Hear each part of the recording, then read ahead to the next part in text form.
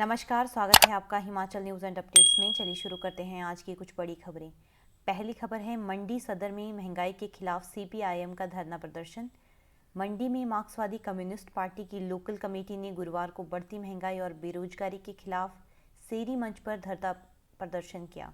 इस दौरान सीपीआईएम के शहरी सचिव सुरेश सरवाल ने कहा कि देश में बढ़ रही महंगाई व बेरोजगारी को कम किया जाए।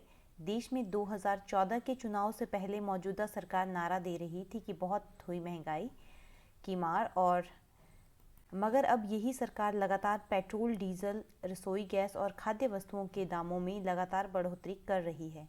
उन्होंने कहा कि इसका मुख्य कारण सरकारी कंपनियों का निजीकरण कर प्राइवेट हाथों में देना और सरकार महंगाई पर लगाम नहीं लगा रही है, उनकी मांगों को अनदेखा करती है। तो आने वाले समय में सीपीआईएम उग्र आंदोलन कर सकती है। अगली खबर है, श्री नैना देवी में श्रद्धालु की जेब से निकाले गए 1.25 लाख रुपए। श्री नैना देवी में नवरात्र के दौरान पानीपत से आए एक श्रद्धालु की जेब से करीब 1.25 लाख रुपए निकाल लिए। चोरी की यह सारी वारदात सीसीटीवी कैमरे में कैद हो गई है। सीसीटीवी कैमरे में पता चला है कि माता के गर्भगृह में श्रद्धालुओं के पीछे एक अन्य व्यक्ति ने पानीपत के भक्त की जेब से पैसे निकाले। मंदिर के सुरक्षा कर्मियों द्वारा चोर को ढूंढने का प्रयास किया जा रहा है और पीड़ित श्रद्धालु प्रमोद कुमार ने बताया कि वह पिछले 9 दिनों से कोलावाला टोबा में माताजी के सेवा दे रहा था और आज दर्शनों के लिए परिवार सहित श्री नैना देवी के दरबार में आए थे। उनकी जेब में 2000 के नोटों की एक गड्डी थी जिसमें लगभग 1.25 लाख रुपए थे। किसी जेब कतरे ने उनकी जेब से पैसे निकाल लिए। अगली खबर है, देश में दिन प्रतिदिन घट रहे कारोबार से छोटे उद्योगों पर ताले। देश में दिन प्रतिदिन घटता व्यापार आने वाले समय में जनता की मुश्किलों को पैदा कर सकता है। भारतीय उद्योग व्यापार मंडल महामंत्री ध्रुव अग्रवाल तथा स्टेट व्यापार मंत्री प्रेसिडेंट सुरेश कुमार शर्मा ने कहा कि हुक्मरानों के आगे टूटता व्यापार, बढ़ती महंगाई और बेरोजगारी व लाचारी तथा व्यापारियों के दर्द को सरकार नहीं समझ रही है। आज देश का व्यापार और व्यापारी का अस्तित्व खतरे में है। देश की कपड़ा नगरी सूरत ही नहीं बल्कि देश की 27 बड़ी कपड़ा मंडी खतरे के मोड़ पर है। इसके साथ ही रेडीमेड कपड़े, जूते, इलेक्ट्रॉनिक्स और देश का समस्त व्यापार खतरे में है। कोई बोलने वाला नहीं है और ना ही सरकार सुनती है। देश में अव्यवस्था का माहौल बनता जा रहा है और चंद पूंजीपतियों के हाथों में सारा व्यापार जा रहा है। देश में बढ़ते ऑनलाइन कारोबार, मल्टी स्टोर्स, चंद पूंजीपतियों को फायदा देना व जीएसटी में कोई सरलीकरण न होना आदि कारणों से छोटे व्यापारी अपने व्यापार को छोड़ने के लिए मजबूर हो रहे हैं। इन व्यापारी नेताओं ने देश के प्रधानमंत्री नरेंद्र मोदी से निवेदन किया है कि देश की हालत को देखते हुए कोई मजबूत व्यापारिक नीति अपनाई जाए ताकि देश के व्यापार को डूबने से बचा सकें। अगली खबर है, 60 करोड़ कर कंपनी फरार। जिला की एक फाइनेंस कंपनी पर करोड़ों रुपए के गबन के आरोप लगे हैं। कंपनी का कार्यालय मुख्यालय के साथ सटे क्षेत्र में था। पिछले कुछ दिनों से कंपनी के गेट पर ताले लगे हैं। इससे आशंका जताई जा रही है कि कंपनी प्रबंधक करोड़ों रुपए का घोटाला कर फरार हो चुकी है।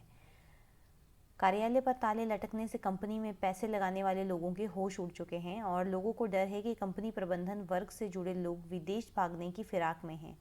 इस सिलसिले में बुधवार को कुछ लोगों ने एसपी हमीरपुर को भी शिकायत पत्र सौंपा, जिसमें करीब 60 करोड़ रुपए के घोटाले की बात कही गई है। हालांकि दस्तावेज पूरे न होने के कारण एसपी हमीरपुर डॉक्टर आकृति शर्मा ने लोगों को रिकॉर्ड के साथ गुरुवार को फिर कार्यालय में बुलाया है। गौरतलब है कि करोड़ों रुपए के इस गबन में अभी तक कितने लोगों का पैसा लगा है, यह स्पष्ट नहीं हो सका है।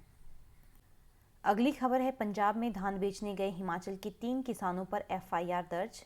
पंजाब की सीमा के साथ लगते हिमाचल प्रदेश के नालागढ़ में गांव के किसानों को पंजाब में धान बेचना महंगा पड़ा।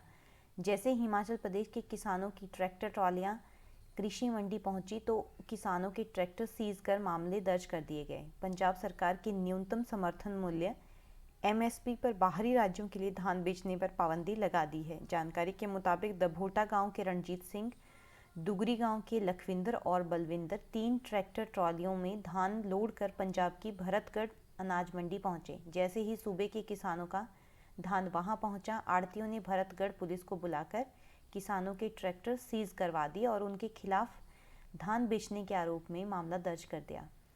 किसानों ने बताया कि उनकी पंजाब में भी जमीन है और वह उसी जमीन का धान लेकर मंडी गए थे, लेकिन उनकी कोई सुनवाई नहीं हो रही है। 15 दिन से किसानों की धान की फसल खेतों में पड़े पड़े काली होने लगी है। उधर भरतगढ़ के पुलिस चौकी प्रभारी एसआई बलदीप सिंह ने बताया कि पंजाब सरकार के आदेश है कि कोई भी बाहरी राज्य का किसान पंजाब की मंडियों में एमएसपी पर अपना उत्पादन नहीं बेच सकता।